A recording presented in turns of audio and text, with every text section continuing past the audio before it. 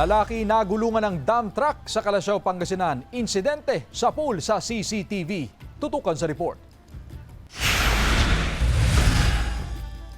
Nabulabog ang ilang residente sa Barangay San Miguel, Calasiao, Pangasinan pasado alas 3 ng hapon kahapon.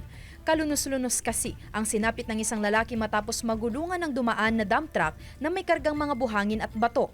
Dead on the spot ang 19 anyos na lalaki matapos magkalasog-lasog ang katawan nito.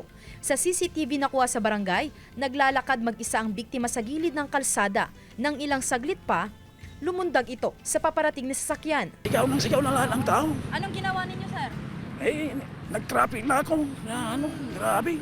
Nakuha din natin yung identity ng victim na isa pala pong may mentally disabled according doon sa kanya. Kasi hindi natin alam kung bakit siya sinalubong na tumalon doon sa kanya. Ayon sa pulisya, taga Dagupan City ang lalaki.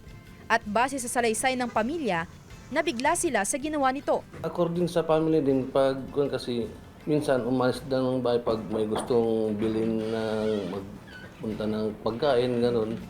Kusa dyan umalis tapos babalik din. Nakapag-usap na umano ang kampo ng driver ng dump truck at pamilya ng biktima.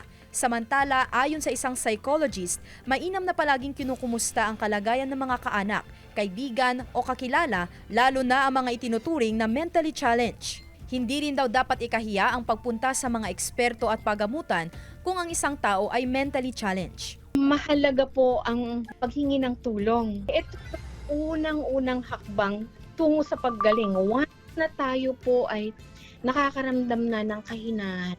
Kasama si Ron Tañedo, Sandy Salvacio, One North, Central Luzon.